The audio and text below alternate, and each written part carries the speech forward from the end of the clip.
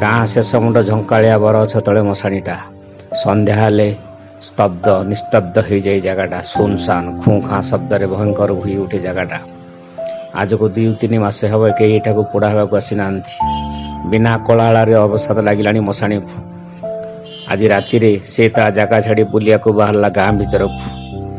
ସବୁ ମଶାଣିର ଗୋଟେ ଗୋଟେ ଗାଁ ବା ପଡ଼ା ଥାଏ। ସେମାନେ ନିଜ ପଡ଼ା ଛାଡ଼ି ଅନ୍ୟ ପଡ଼ାକୁ ଯାଇପାରିବେନି। ନିସ୍ତବ୍ଧ ରାତିରେ ସେ ଗାଁ ଦାଣ୍ଡରେ ବୁଲୁ ବୁଲୁ ମଝିରେ ମଝିରେ ଗୋଟାଏ ଗୋଟାଏ ମଶାଣିଆ ଶବ୍ଦ କରିଦେଉଥାଏ, ଯେମିତି କେହି ତାକୁ ନ ଦେଖନ୍ତୁ କି ନ ଶୁଣନ୍ତୁ, କି ଅକାଳରେ ନ ମରନ୍ତୁ, ନହେଲେ ତାକୁ ଚିତ୍ରଗୁପ୍ତ ଦୋଷ ଦେବ। ଗାଁଟା ଯାକ ବୁଲୁ ବୁଲୁ ଯାଇ ପହଞ୍ଚିଲା ଗାଁ ମୁଣ୍ଡରେ।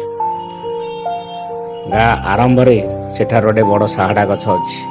ସାହାଡ଼ା ଗଛରେ ହଳଦୀ ଟୁକଟୁକ ଫଳ ଗୁଡ଼ାକ ଭାରି ସୁନ୍ଦର ଦେଖାଯାଉଛି। ଆନନ୍ଦରେ ଖାଇବ ବୋଲି ଡାଳଟାକୁ ଧରି ତଳକୁ ଭିଡ଼ି ଆଣିଲା ମଶାଣି। ସାହାଡ଼ା ପତ୍ରର ଖସଖସ ଶବ୍ଦ ଭିତରେ କିଏ ଗୋଟେ ତାଗିଦ ଭରା ସ୍ୱରରେ କହିଲା, କିଏ ବି ତୁ ଅଳ ପଇସା ରାତି ଅଧରେ ମୋ ଚୁଟିରେ ହାତ ମାରୁଛୁ? ଚମକି ପଡ଼ିଲା ମଶାଣି। ମଶାଣିର ପୁଣି ଡର, ତାକୁ ପୁଣି କିଏ ଗୋଟେ ଗାଳି ଦେଲାଣି। ତୁ କିଏ ବେ? ପଚାରିଲା ମଶାଣି। ତୁ ଅଳ ପଇସା କିଏ ବେ? ସେପଟେ ପୁଣି ସେ ନାରୀ କଣ୍ଠସ୍ୱର ଶୁଭିଲା। ତୁ କ'ଣ ଜାଣିନୁ ମୁଁ କିଏ? ମୁଁ ହେଲି ମଶାଣି, ଏ ଗାଁ ବାଲାଙ୍କ ଶେଷ ସାଥୀ ମୁଁ। ତୁ କିଏ? ମଶାଣି ପଚାରିଲା। ମୁଁ ହେଲି ଏନ୍ତୁଡ଼ି ମା, ଏ ଗାଁ ବାଲାଙ୍କ ଭାଗ୍ୟ ବିଧାତା। ଏ ଗାଁରେ ଯିଏ ଜନ୍ମ ହେବ, ଷଠି ମାଉସୀ ମୋରି ଗଛ ତଳେ ବସି ତାର ଭାଗ୍ୟ ରେଖା ଟାଣିବ। ସେଇ ରେଖା ଟାଣ ହେବା ପର୍ଯ୍ୟନ୍ତ ସେ ମୋରି ନିଆଁରେ ସେକା ହେବ।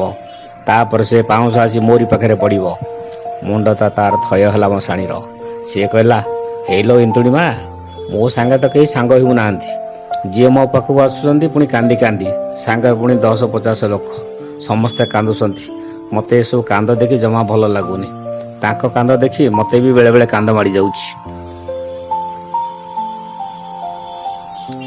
ମୁଁ ବି ବେଳେବେଳେ ବିଧାତାଙ୍କ ଉପରେ ବିରକ୍ତ ହୋଇଯାଏ। କହେ, ଯଦି ଏତେ ଶୀଘ୍ର ଏଠିକି ତାଙ୍କୁ ଆଣିବାର ଥିଲା, ତେବେ ତାଙ୍କୁ ପଠଉଥିଲୁ କାହିଁକି?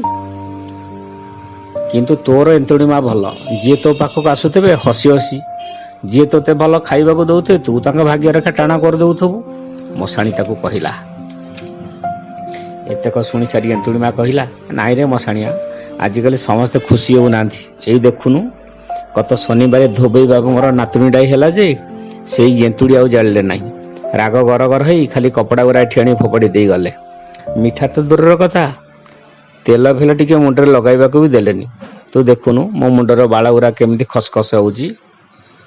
ହଁ ଲୋ ଏନ୍ତୁଡ଼ି ମା, ଗତ 3 ମାସ ତଳେ ଶଙ୍କର ବାବୁଙ୍କର ବାପା ମରିଯାଇଥିଲେ ଯେ ସେମାନେ ସବୁ କାନ୍ଦି ନଥିଲେ। ସେପଟେ ଜୁଇ ନଦୀ ଦେଇ ଏପଟେ ବସି ମଦ ପିଇ ବୁଢ଼ାକୁ ଭୟ ଭୟ ଶୋଧୁଥିଲେ। କହିଲେ,